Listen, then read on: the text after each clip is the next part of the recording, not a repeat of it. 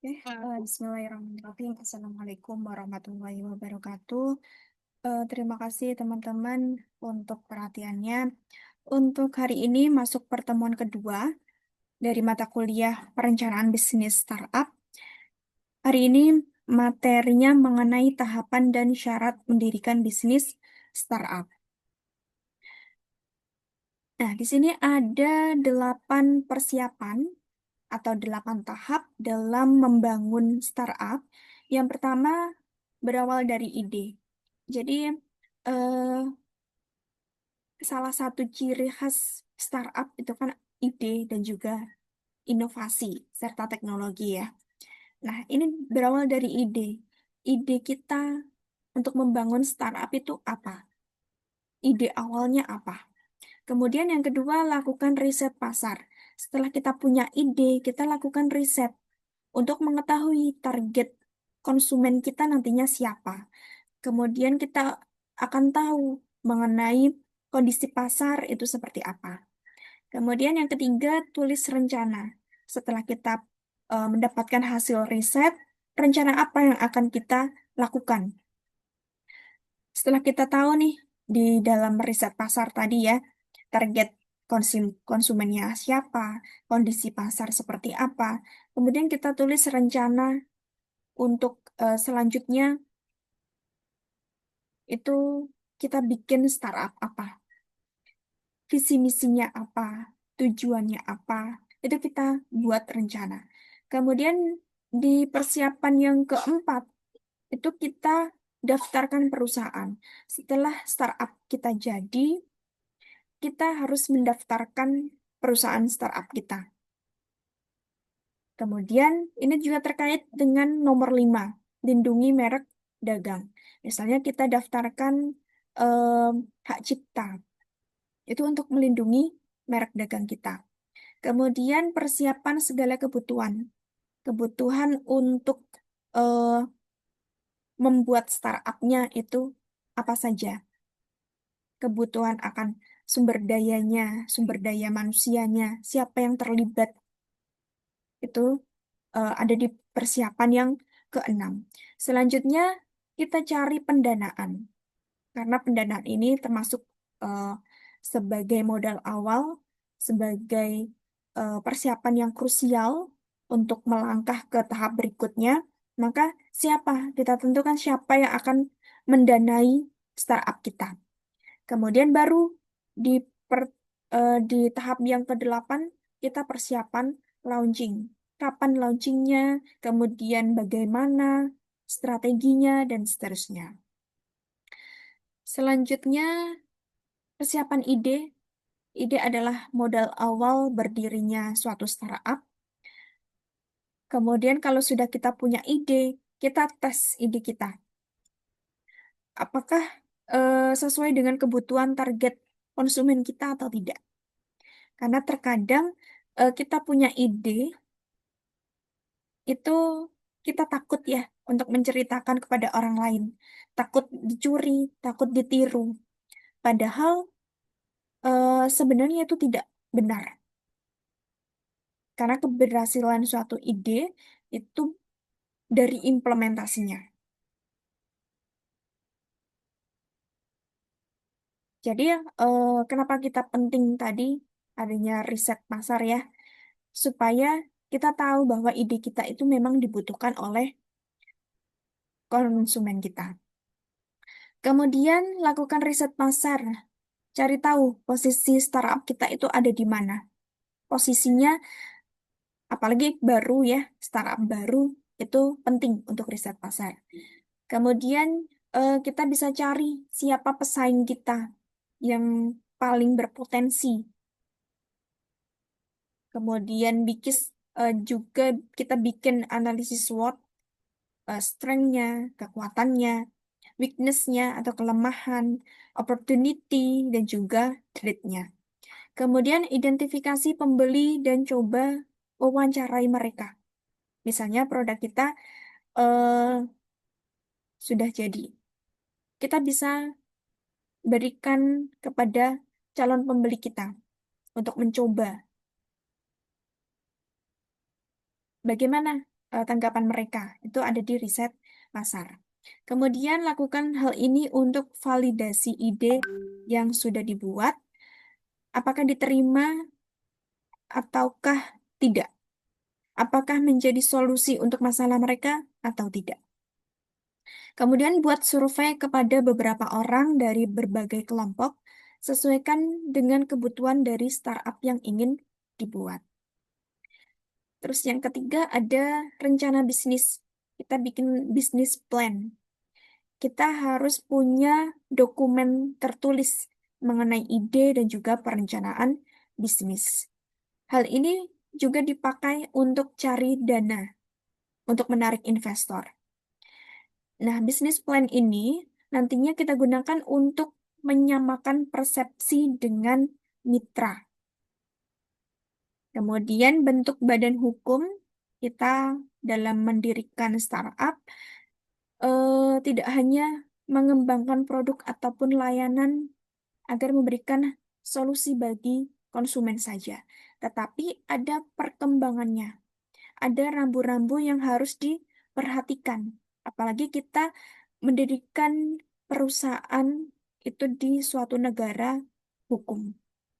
Pastinya kita juga harus memperhatikan mengenai hukum yang berlaku di negara tersebut. Lindungi merek dagang startup. Singkatnya ya kita daftarkan hak paten atau hak cipta. Agar apa? Selain menarik investor, juga untuk melindungi agar startup kita tidak dijiplak oleh orang lain. Kemudian persiapan segala kebutuhan. Ada 5 kebutuhan yang harus ada dalam bisnis startup. Yang pertama, go mobile. Ini penting karena pasar mobile itu begitu besar. Sekarang orang-orang buka platform apapun dengan handphone mereka. Jadi gawai yang mereka pakai itu bisa sebagai teknologi yang kita gunakan untuk membuat basic dari startup kita, yaitu Go Mobile. Jadi harus startup kita itu sudah bisa dibuka dengan mobile. Kemudian kemudahan pembayaran. Kalau di 2013 lalu, itu sekitar 15% orang di dunia melakukan pembayaran lewat ponsel pintar. Sehingga orang-orang tidak ragu untuk membelanjakan uang mereka dengan telepon mereka, dengan handphone mereka. Sehingga dengan kita bikin startup, jangan sampai lupa untuk memberikan kemudahan dalam pembayaran. Ada payment-nya ya. Kemudian yang ketiga, keamanan cyber. Ini penting untuk membuat eh, pelanggan atau konsumen kita itu merasa aman, merasa nyaman. Kemudian yang keempat, aktif di media sosial. Media sosial ini menjadi sarana berkomunikasi yang wajib dimiliki oleh semua startup Indonesia, bahkan dunia. Kemudian penyimpanan data atau storage yang besar. Ini juga penting. Kemudian cari pendanaan. Kita bisa melalui bootstrapping, yaitu memakai tabungan sendiri atau gabungan dengan rekan rintisan kita. Ada juga investor pitching. Jadi kita presentasi ke calon investor kita. Kita memaparkan konsep dan juga ide bisnis kita. Pitching, ya, pitching itu presentasi. Nah, di sini di tahap launching itu ada create first impression. Jadi kita bikin um, first impression, bikin agar ketika launching itu orang-orang tertarik, baru melihat produk kita langsung tertarik. Jadi ketertarikan saat pertama kali melihat produk kita. Kemudian make some noise. Kita bikin suatu gangguan. Karena memang eh, bisnis startup itu kan sifatnya disturb ya. Dia seperti membuat gangguan di suatu pasar. Kemudian membuat gebrakan ya di pasar tertentu dengan adanya teknologi tadi. Kemudian yang ketiga, make sales, membuat penjualan.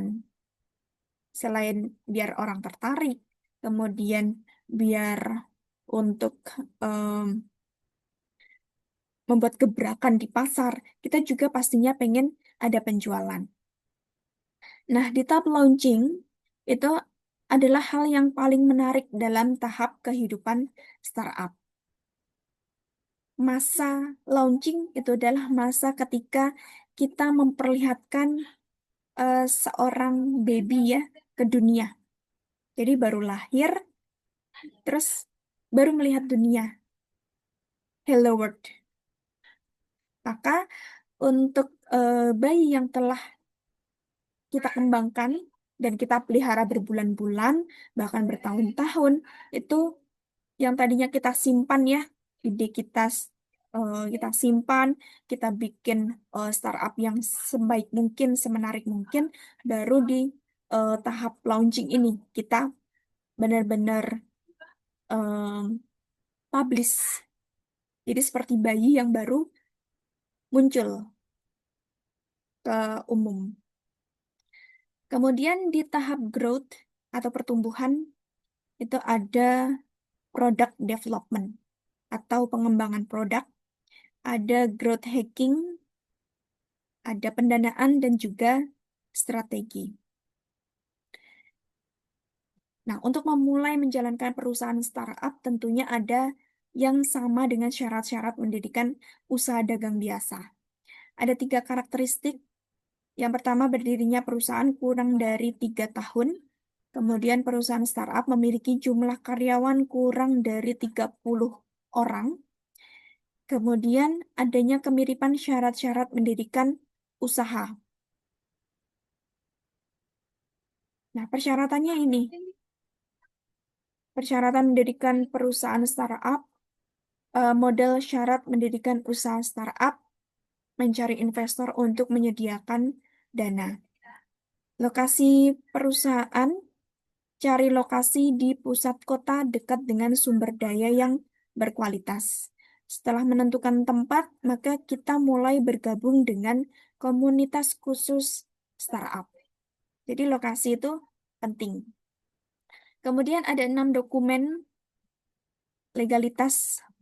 Yang pertama, akta pendirian yang isinya nama badan usaha, model, jenis bidang usaha, tempat kedudukan, susunan pengurusan, dan ada hak dan juga kewajiban masing-masing pihak.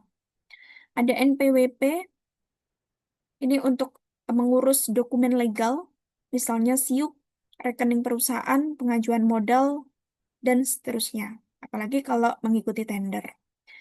SIUP atau surat izin usaha dagang itu tercantum dalam Undang-Undang Nomor 46 Tahun 2009. Ada 4 jenis SIUP yang harus disetor. Yang pertama, SIUP mikro, kewajiban menyetor modal tidak lebih dari 50 juta. Kemudian ada SIUP kecil, kewajiban menyetor modalnya antara 50 sampai 500 juta. Sedangkan untuk SIUP menengah harus menyetor modal 100 juta sampai 100 miliar. Dan SIUP besar menyetor modal lebih dari 10 miliar. Ada juga SKDP, surat keterangan domisili. Misalnya untuk wilayah DKI Jakarta, perusahaan startup wajib berada dalam zona perkantoran. Setelah memiliki akta pendirian, perusahaan baru bisa mengurus SKDP. Kemudian masa berlaku SKDP ini 5 tahun dan bisa diperpanjang. Jika menggunakan bangunan milik orang lain, ketika berpindah harus mengurus yang baru, misalnya menyewa gitu ya. Ketika masa sewanya sudah habis, sewa di tempat lain jadi harus mengurus yang baru. Kemudian ada tanda daftar perusahaan atau TDP. Ini harus setelah proses pengurusan akte pendirian. seperti di PP nomor 24 tahun 2018 itu bisa mengurus melalui OSS. Ada sistem namanya OSS. Di situ perusahaan bisa mendaftar tanda daftar perusahaan. Kemudian ada merek dagang. Ya, perusahaan startup harus punya merek dagang tentunya untuk memudahkan agar dikenal oleh konsumen. Kemudian bukan hanya itu, melainkan dalam pendaftaran merek ke HKI atau hak cipta itu ada banyak manfaatnya. Yang pertama, perusahaan startup bisa menjaga kualitas dari produknya, bisa menggunakan berbagai media promosi, meningkatkan kepercayaan dan loyalitas konsumen, serta memiliki jangkauan luas dari merek dagang tersebut. Nah, kemudian aspek hukum mendirikan eh, startup. Untuk yang jenis badan usaha berbadan hukum, ada pemisah harta kekayaan antara kekayaan pribadi pendiri dan kekayaan badan usaha. Sedangkan kalau tidak berbadan hukum itu tidak ada pemisah harta, jadi campur. Kemudian jika ada suatu permasalahan, jika yang berbadan hukum itu bisa dituntut ganti rugi, tetapi kalau yang tidak berbadan hukum tidak bisa dituntut ganti rugi. Contohnya, kalau yang berbadan hukum itu seperti perseroan terbatas, yayasan, koperasi. Sedangkan yang tidak berbadan hukum, contohnya ada persekutuan komoditer atau CV, ada firma, dan persekutuan perdata. Kemudian melengkapi perizinan usaha, ini juga penting untuk eh, meminimalisir resiko berdasarkan tingkat bahaya dan juga potensi resiko yang akan ditimbulkan. Indikator penilaiannya dapat diukur melalui aspek kesehatan, keselamatan lingkungan, dan atau pemanfaatan dan pengelolaan sumber daya berdasar PP nomor 5 tahun 2021 pasal 9 ayat 1. Sedangkan penilaian potensi terjadinya risiko dibagi ke dalam beberapa skala, yakni hampir tidak mungkin terjadi, kemungkinan kecil terjadi, kemungkinan terjadi, dan hampir pasti terjadi. Ini tertuang dalam Peraturan Pemerintah tahun 5, eh, nomor 5 tahun 2021, pasal 9 ayat 4. Jadi selain perizinan berusaha, ada juga izin-izin lain yang perlu dilengkapi untuk berbagai bidang usaha.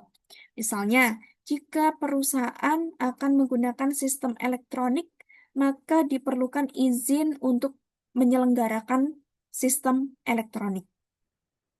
Ini tercantum dalam PP nomor 2, nomor 71 tahun 2019.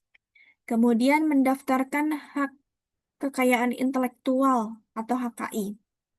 Ini perusahaan pasti punya aset ya, aset yang perlu dilindungi secara hukum. Sehingga penting untuk mendaftarkan baik itu merek ataupun produk mereka, kemasan, dan tagline itu juga penting untuk didaftarkan HKI. Misalnya berupa hak cipta, merek, paten, desain industri, desain tata letak sirkuit terpadu, rahasia dagang, varietas tanaman, dan seterusnya. Perlindungan yang diberikan terhadap HKI umumnya diberikan setelah dilakukan pendaftaran. Sebagai contoh, merek berlaku, perlindungan berdasarkan prinsip first to file. Biasanya untuk HKI itu masa berlakunya 5 tahun, jadi nanti bisa diperpanjang. Oke, mungkin itu materi hari ini tentang tahapan dan syarat mendirikan bisnis startup. Untuk selanjutnya ada diskusi ya di forum diskusi Mail Nusa. Silakan dikerjakan menurut pendapat masing-masing dan jangan lupa absen di Mail Nusa. Kalau ada yang ingin ditanyakan boleh ditanyakan di kolom chat YouTube ataupun di grup WA ya. Mungkin itu saja dari saya. Kurang lebihnya mohon maaf. Wassalamualaikum warahmatullahi wabarakatuh.